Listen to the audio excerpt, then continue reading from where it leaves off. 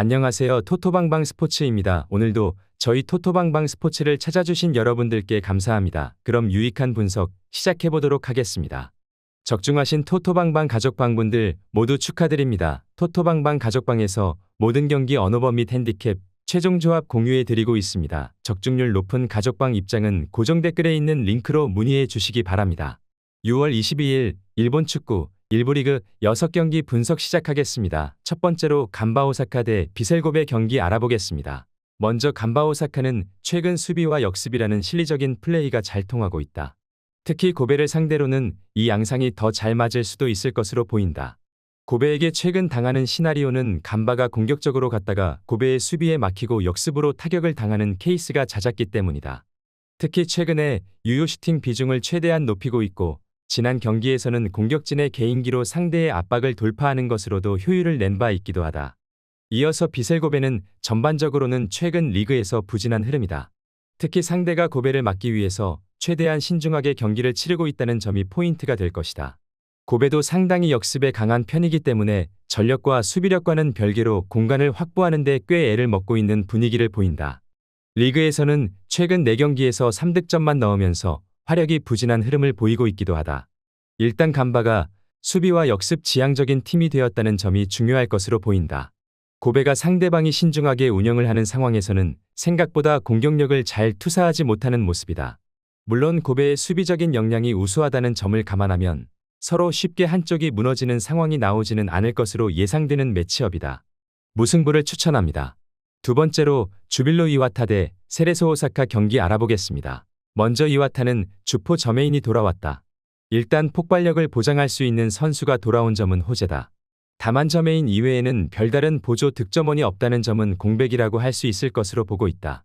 특히 저메인도 부상에서 돌아온 지 얼마 되지 않은 시점이기도 하다. 특히 세레소의 중앙 블록의 견고함이 만만한 팀이 아니라는 점도 포인트가 될 수 있다고 본다. 이어서 세레소는 원맨팀 성향이 강하다. 레오 세아라가 주포 역할을 하고 있지만 역시 골을 넣을 수 있는 자원은 부족한 편이다. 물론 세레소의 경우 중앙에서의 견고함이 떨어지는 팀이라고 보기는 어렵다. 특히 4-2-3-1로 올라갈 수 있는 힘도 없지는 않다. 이와타의 수비가 지난 경기에서는 나쁘지 않았는데 압박을 당하면 자기 진영에서의 실수도 제법 나오는 편이라는 점은 감안해야 할 것이다. 세레소의 신승을 예상해본다. 두 팀이 서로 공격에서는 원맨팀 성향이 강하다. 따라서 득점 차이를 크게 벌리기 어려워하는 편인데 물론 세레소의 경우가 체급이나 단단함에서 장점이 뚜렷한 편이라고 볼 여지는 있을 것이다. 특히 자기 진영에서의 실수가 잦은 이와타의 약점을 노릴 가능성이 있다. 세레소 오사카 승리를 추천합니다. 영상은 잘 보고 계신가요? 토토방방 가족방 입장 방법 안내 드리겠습니다. 지금 보고 계신 영상 댓글란 확인해 보시면 고정 댓글 지정되어 있는 가족방 입장 링크 클릭 후 가족방 입장하시면 됩니다. 그럼 남은 경기 분석 이어가 보도록 하겠습니다. 세 번째로 가시와 레이솔 대 산프레체 히로시마 경기 알아보겠습니다. 먼저 가시와는 기복이 상당히 심하다. 사실 가시와가 아예 잠그는 편은 아닌데 오히려 압박 라인을 꽤 공격적으로 잡는다. 수비도 공격적으로 수행하는 마치다처럼 하는 팀이라고 할 수 있겠다. 물론 이 라인이 높은 점이 반복적인 시점의 원인이 되고 있고 호소야 등 공격수들의 효율이 상당히 떨어지는 편이다. 따라서 가시와가 기복을 가지고 있는 것도 이상한 일이라고 하기는 어렵다. 이어서 히로시마는 지난 경기 미츠타의 퇴장 이후 경기가 마리노스에게 밀리고 말았다. 이 퇴장이 상당히 아쉬운 이유라면 공수전환이 빠른 와중에도 밸런스를 잡아줄 선수가 빠진 것이기 때문이다. 전반적으로 수비와 코어 미드필더 라인에 구멍이 많이 생긴 상황인데 현재 히로시마가 경기력이나 세부 스탯은 매우 좋은 팀이라고 하지만 원정에서는 의외로 승점 정립 페이스가 좋지 못한 점도 마음에 걸리는 부분이다. 히로시마가 고전할 가능성을 열어둬야 한다. 미드필더와 수비의 이탈로 인해서 밸런스를 맞추는데 애로사항이 있을 수 있다고 본다. 물론 가시와 입장에서도 경기력의 기복이 상당히 심한 점은 감안해야 하나 히로시마도 원정에서는 2승 6무 1패로 생각보다 승점 정립 페이스가 두드러지는 모습은 아니다. 히로시마의 신승을 점쳐본다. 산프이로 승리를 추천합니다. 네 번째로 사간도스 대 교토상가 경기 알아보겠습니다. 먼저 사간도스는 수비와 역습 성향에 약한 모습을 보인다. 사간도스의 플레이가 기동성이 꽤 좋지만 정교함이 꽤 떨어지는 탓이라고 할 수 있을 것이다. 물론 교토를 상대로는 상대도 틈을 자주 보이는 것을 잘 이용하는 편이긴 했으나 최근 교토가 상당히 보수적으로 운영하는 성향으로 바뀐 점이 꽤 부담이다. 당장 지난 경기에서도 단단한 블록과 역습으로 무장한 후쿠오카에게 당하는 모습을 보이기도 했다. 이어서 교토상가는 기본적으로 사간도스와 비슷하게 운영을 하던 편이었다. 다만 최근 리그에서 상승세를 타는 이유는 앞서 언급한 기조 변화 덕일 것이다. 최근 3경기에서는 점유율을 35%를 넘기지 못할 정도였다. 다만 하라를 타겟터로 세우고 롱볼로 가면서 최대한 카운터를 효율적으로 먹이는 것이 제법 잘 통하고 있다. 세레소와 나고야 같이 상위, 전력을 상대로도 무승부를 기록하기도 했다. 무너지지 않았다는 점이 중요하다. 최근 교토가 기조를 변화했다는 점이 중요한 역할을 할 것으로 보인다. 보수적으로 변한 상황인데 블록과 역습에 강한 팀을 상대로 사간도스는 상당히 약했던 편이라는 점이 중요할 것이다. 그동안 서로 맞불러 가면서 사간도스가 이득을 챙기는 편이었지만 이번 매치에서는 오히려 교토가 더 상성해서 괜찮을 것으로 보고 있다. 교토상가 승리를 추천합니다.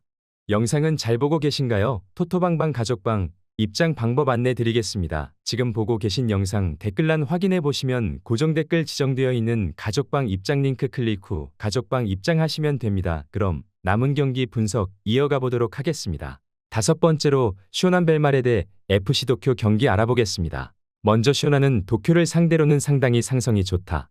특히 어린 선수들이 다수라서 기동성이 좋은 데다 페이스를 끝까지 유지하는 능력도 좋은 편이다. 지난 경기에서도 나고야를 상대로 후반전에는 완전히 쇼난이 기세를 잡은 모습이었다.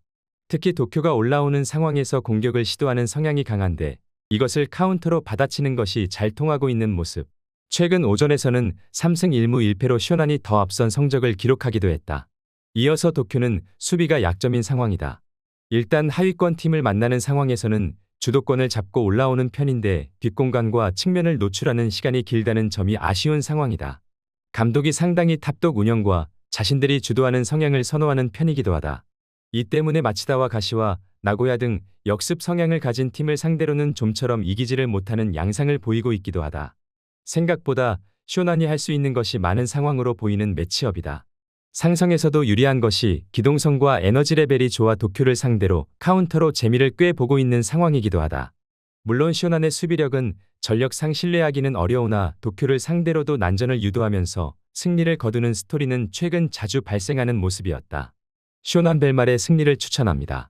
6번째로 우라와 대 가시마 경기 알아보겠습니다. 먼저 우라와는 전반적으로 최근 수비적인 페이스가 좋지 못하다. 특히 고베전에서는 상대에게 패스워크를 자주 허용하는 모습을 보였다. 우라와가 점유율을 상대에게 내준다고 해도 결정적인 찬스를 내주지 않는 특성을 지녔는데 그 양상이 흐트러지고 있다는 점이 불안 요소다. 특히 가시마도 빌드업을 꽤 유려하게 할 수 있는 팀이라는 점을 감안하면 슐츠 복귀 이후에는 우라와의 수비가 더 상승 곡선을 타기를 바라야 하는 상황이다. 이어서 가시마는 수비가 완벽한 팀은 아니다. 공을 가지고 있는 상황에서 실수가 나오는 상황에서는 수비에서의 역습 허용이 늘어나는 편인데 우라와를 상대로도 실점 가능성이 없지는 않은 이유다. 다만 가시마도 원정에서 상당히 높은 수준의 공격 성공률을 보이는 등 공세에 힘이 만만한 팀이라고 보기는 어렵다. 패스의 질이나 성공 확률 자체는 높은 팀이라고 할 수 있을 것이다. 우라와가 상대에게 점유를 허용하지만 수비를 중심으로 강세를 보였던 편이다. 다만 최근에 패스를 허용하는 빈도가 잦아지는 등 장점인 수비가 불안한 모습이다. 가시마 역시 역습 대응이라는 약점이 있지만 원정에서도 득점 기록이나 공격 성공 확률은 매우 높다는 점이 승부를 가를 수 있을 것이다. 가시마 승리를 추천합니다.